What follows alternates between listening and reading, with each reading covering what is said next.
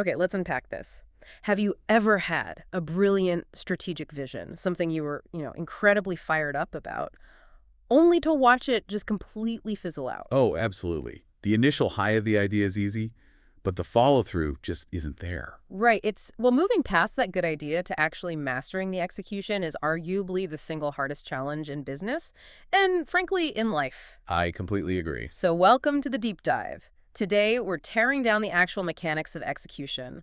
We're looking at a system that you can apply to your own work to stop losing momentum. Yet we are pulling apart the exact framework that took Google from this scrappy, honestly, highly vulnerable garage startup to a global tech behemoth. It's a fascinating transition. It really is. We're looking closely at excerpts from John Doerr's book, Measure What Matters. Our mission for this deep dive is to distill the rules, the cadences, and the psychological shifts required to make this framework called OKRs actually work for you. Rather than it just becoming another forgotten corporate initiative, to really grasp the gravity of the system, you have to look at the climate of Silicon Valley in the fall of 1999. John Doerr had just placed the biggest bet of his entire venture capital career. An $11.8 million bet, to be exact. Right.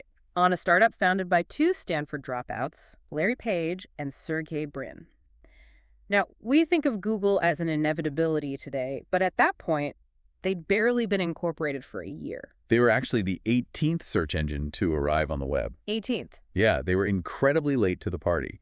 And they lacked any serious management experience. They had this massive, audacious mission to organize the world's information. But Doerr recognized a critical vulnerability. Which was what, exactly? They had no mechanism to pull the plug on losing ideas, no way to fail fast, and really no rigorous way to track their progress. They desperately needed a way to measure what actually mattered. So Doerr shows up at their office, this two-story building off the 101 freeway, and gathers Larry, Sergey, Marissa Mayer, Susan Wojcicki, and about 30 other young engineers. Around a ping pong table. Yes. A ping pong table that was doubling as their boardroom table. And standing there, Doerr pitches them a 17-slide presentation on a system he learned in the 1970s from Andy Grove. The legendary and ruthlessly efficient CEO of Intel. Right. Now, most of you listening probably know the basic OKR acronym. The O stands for objective, and the KR stands for key results. But the way Andy Grove's Playbook defines them involves an analytical strictness that most modern companies just completely mess up. Let's break that down for the listener. The O, the objective, is the what? Right, the what. It is simply the direction you're heading. By Grove's definition, an objective must be significant, concrete, action-oriented, and ideally inspirational. It's the destination on your map. Exactly. Grove viewed a properly defined objective as a literal vaccine against fuzzy thinking. Which creates a really clear boundary. The objective is the vision, but it doesn't tell you how to get there. That is entirely the job of the key results. The HOW. Yes, the HOW. And the criteria for a key result is incredibly rigid. They have to be specific, time-bound, measurable, and verifiable. Marissa Mayer actually became one of Google's fiercest champions of this system, and she had a brilliant rule of thumb for this. She said, it's not a key result unless it has a number. I love that quote. It has to be binary. You either hit the number at the end of the quarter or you didn't. There's absolutely no gray area, no partial credit for trying really hard if the metric didn't move. If all your key results are completed, your objective is necessarily achieved. And if you hit all your KRs and the objective still isn't met, it means your OKR was poorly designed from the start. You pulled the wrong levers. There's an inherent tension here, though, right? Because in a modern organization, or even just looking at your own personal life, there are 100 different levers we could pull at any given time. We want to do everything. Oh, always. But here's where it gets really interesting. The first immutable rule of the OKR playbook is focus and commitment. Less is more, to an almost brutal degree. How brutal are we talking? The parameters are intentionally restrictive. You should only have 3 to 5 objectives per cycle. And for each of those objectives, you tie them to 5 or fewer key results. Wow. Andy Grove was adamant that a few well-chosen objectives impart a clear message about what an organization is saying yes to, but more importantly, what it is saying no to. Because if you have 20 objectives, you don't actually have any objectives. Right, you just have a very long, stressful to-do list. Let's ground that in a real-world scenario for the listener, because the discipline required to maintain that focus is immense. There's the story about Brett Koff, the founder of a startup called Remind. Oh, this is a great example. He has ADHD, right? Yes. And when his company started scaling aggressively, jumping from 14 employees to 60, the sheer complexity of operations threatened to overwhelm him entirely. So he used OKRs as a cognitive anchor. He used them to literally overcome his attention deficit disorder. He forced himself to limit his individual objectives to 3 or 4 maximum, which created a filter for his daily decisions. He would print his OKRs out, keep them right next to his computer, and ask himself every single morning, what am I doing today to move the company forward on these specific metrics? He recognized that you can only execute 1 or 2 massive initiatives at a time really well. But, individual discipline is one thing. Pushing that kind of intense focus across an entire team is a completely different challenge. You definitely can't just mandate focus. Jean Kim found that out the hard way. She was the founder of Nuna, the healthcare startup. Yeah, and her experience is the perfect cautionary tale. She tried to roll out the entire OKR framework to her 20-person company on day one. Just massive implementation all at once. Exactly. She set up quarterly OKRs, Yeah. annual OKRs, company-wide metrics, individual metrics, this huge architectural rollout, and it completely failed. Why did it fail so badly? Because her employees either didn't set their goals, or they wrote them down, stuck them in a digital drawer, and never looked at them again. Goal muscle has to be built gradually. You can't just drop a complex operating system onto a team via a Slack message and expect them to magically adopt it. Precisely. She realized her critical error was assuming top-down mandates create behavioral change. They don't. Leaders have to model the vulnerability and the focus first. So what did she do? She dialed it way back. She started sharing her own individual OKRs at all-hands meetings. And crucially, she invited her team to evaluate and critique her goals. Oh, that's smart. Once the team saw the CEO subjecting herself to that level of metric-driven scrutiny, they actually rallied around the process. Right. You have to live the framework before you can manage with it.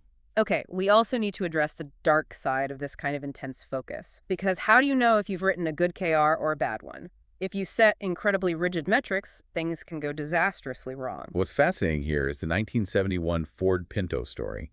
It's studied in Harvard Business School specifically as a prime example of destructive goal pursuit. It really shows that goals can act like a prescription strength medication.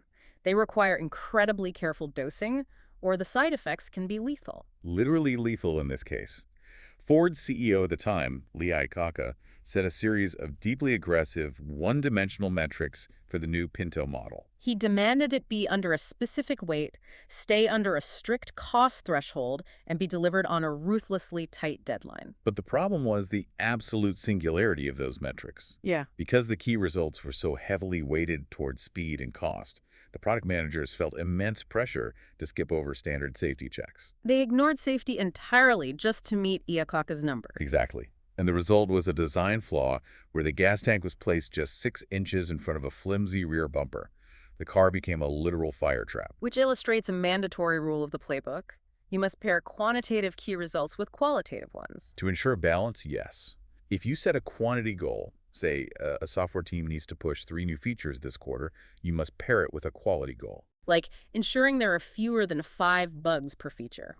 Without that qualitative counterbalance, you're practically begging your team to take destructive shortcuts. Let's look at the Indy 500 example from the text to contrast a weak OKR with a strong, balanced one. Okay, so a bad key result would be simply increase lap speed. Right. It's vague, it lacks a timeline, and it invites reckless driving. But a properly engineered key result would be increase average lap speed by 2%, A&D, reduce average pit stop time by 1 second, A&D, reduce pit stop errors by 50%. That formulation leaves zero room for ambiguity. It balances the raw speed with the precision of the pit stop. You can't just drive faster if your pit crew is making mistakes. You have to improve the entire system. There is another trap, though, from the Playbook. The low-value objective, or LVO. Ah, yes, the LVO. This is when you hit a perfect 1.0 score, but nobody cares. The business doesn't benefit at all. If your OKRs don't promise clear, transformative value upon completion, you're just measuring busy work. So let's shift gears and look at how these OKRs actually travel through an organization. Because you could have brilliant, balanced OKRs, but if they aren't pointing in the same direction, you just have high-speed chaos. How do you create alignment? The source text uses a fictional football team, the Sandhill Unicorns, to explain how goals cascade. The cascading concept is foundational. Imagine the general manager of the Sandhill Unicorns has one core objective: make money for the owner. Okay. To achieve that, their primary key result is to fill the homestands to 90% capacity. And that key result then cascades down the organizational chart. The general manager's how W literally becomes the marketing VP's what? Exactly. The marketing VP inherits the objective fill the homestands to 90%. Then they write their own key results to figure out how to achieve that. Maybe by upgrading the team's branding or securing local media partnerships. It flows elegantly from the top down. But there's a danger there, isn't there? A massive danger. If every single goal is dictated purely from the top down, motivation dies. You strip people of their autonomy. You turn highly paid talent into cogs in a machine. Andy Grove reinforced this at Intel.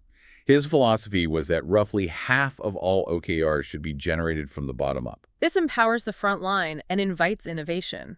Like if the physical therapist for the unicorns sets a bottom-up OKR for a cutting-edge injury prevention regimen. It might not map perfectly to her direct manager's targets, but preventing star player injuries heavily supports the GM's ultimate goal of winning games. So what does this all mean for your day-to-day? Because OKRs aren't a set-it-and-forget-it New Year's resolution. They require a rigorous tracking and scoring ritual. The ideal cadence is quarterly. It keeps pace with fast-changing markets and creates a short horizon sense of urgency. Well, annual OKRs can run in parallel for a long-term strategy, but let's talk about the scoring. Google uses a 0.0 to 1.0 scale. Right. 0.7 to 1.0 is green. You delivered. 0.4 to 0.6 is yellow. You made progress but fell short. And 0.0 to 0.3 is red. Failed to make real progress. And staring at a red score can be terrifying. But look at the Loomer story. Their COO, Art Glasgow, held these grueling meetings where executives had to project their scores on a massive screen. You made them sell their reds. Yes. Owning their failures openly so the team could brainstorm solutions together. That psychological safety is an absolute prerequisite. This introduces the sibling to OKRs, CFRs, conversations, feedback, and recognition. Continuous performance management. But to make this work, the playbook insists on one critical rule. You must divorce OKRs from compensation. If bonuses are tied to OKRs, people will just sandbag. They'll set easy, highly achievable goals just to get their payout. OKRs must remain a forward-looking, risk-tolerant dialogue.